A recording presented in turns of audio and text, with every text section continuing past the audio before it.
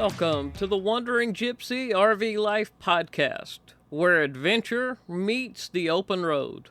I'm your host, Stan Cromlish, and today I want to take you back to a pivotal moment in my RV journey. A story from 2021 when I was traveling in my beloved first perfect RV, Bessie. I had set up camp in Texas for the spring. While there, I took the opportunity to visit friends in San Antonio before making my way up to Fredericksburg, the hometown of Admiral Chester W. Nimitz. One of my bucket list stops was the National Museum of the Pacific War, a must-see for any World War II history buff, and I certainly fit in that category. As a remote worker for a telecommunications company, my weekdays were dedicated to my job. I work Monday through Friday from 7 a.m. to 5 p.m., squeezing my travels around my schedule. But little did I know, an unexpected turn of events was about to change my plans drastically. It was Thursday, April Fool's Day, 2021. I just finished a call with my manager and decided to take out the trash. Simple task. Just go put the trash in the dumpster. Well, life had other plans. I stepped on a rubber speed bump coming back from the dumpster, twisting my ankle and crashing hard to the ground. At the time, I didn't realize the extent of my injuries. Little did I know, I had fractured my right kneecap and severely injured my left wrist. A few kind people helped pick me up off the ground and took me back to Bessie in a golf cart. After an hour of assessing the pain and making some phone calls, I thought I needed medical attention.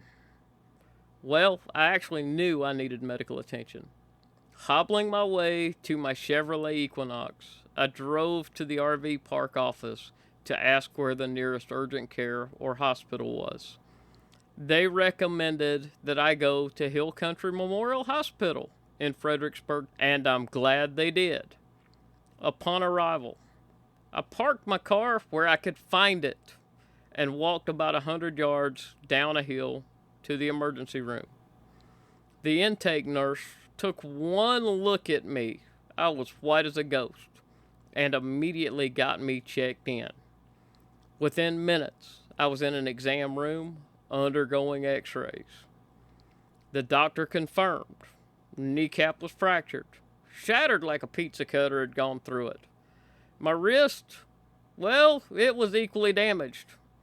Despite the injuries, my pain level was manageable. Around a 3 or 4 is what I told the doctor.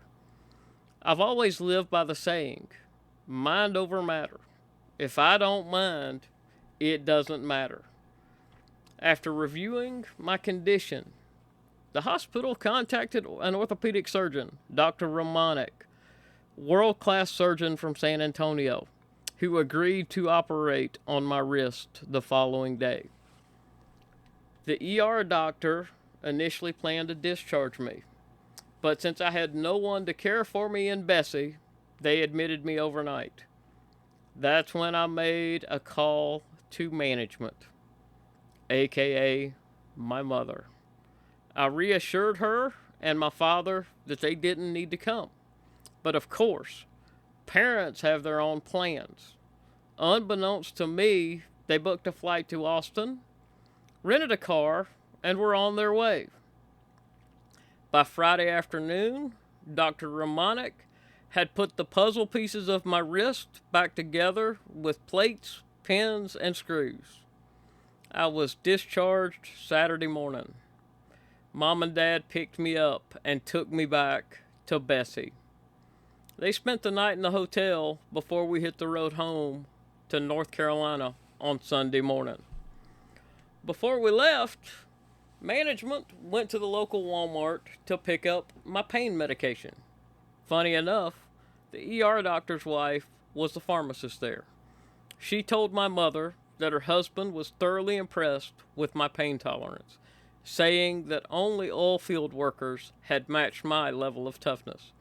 I suppose that was a compliment.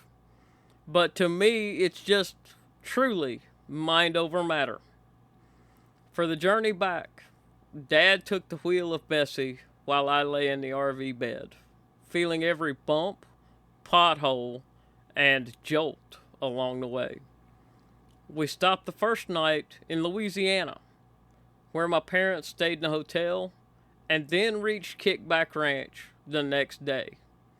My good friend Jerry Todd gave me some very tough love, telling me to suck it up, that it's too far from my heart to kill me.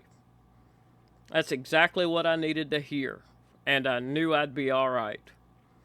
By Tuesday afternoon, we'd made it back to Belmont, where I settled in for 12 long weeks of recovery. It was the longest stretch that I'd spent at home since I first bought an RV. Well, it spawned a new chapter. During my recovery, I started searching for a new RV, one with more space. That's when I found my second perfect RV at Adventure Motorhomes in Greenville, South Carolina.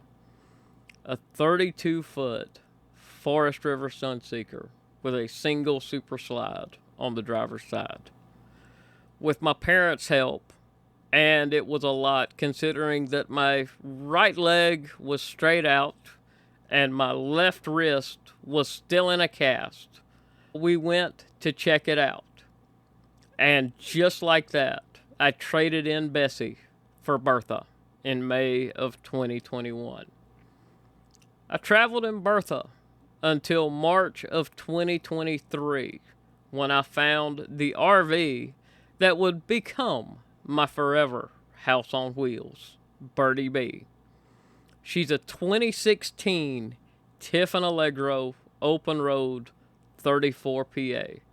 She's a gas Class A, stretching 36 feet with 4 slides, a washer and a dryer, and all the comforts I ever dreamed of having on the road.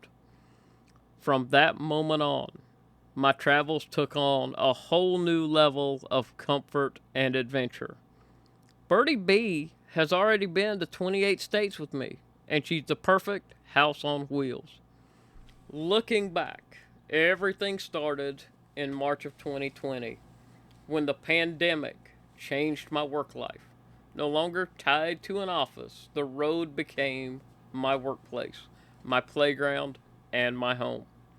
Over the past 5 years, I've learned countless lessons, faced unexpected challenges, and embraced the freedom of living the Wandering Gypsy RV life.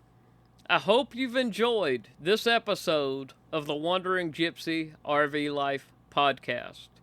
Until next time, remember, not all who wander are lost, and keep enjoying the open road.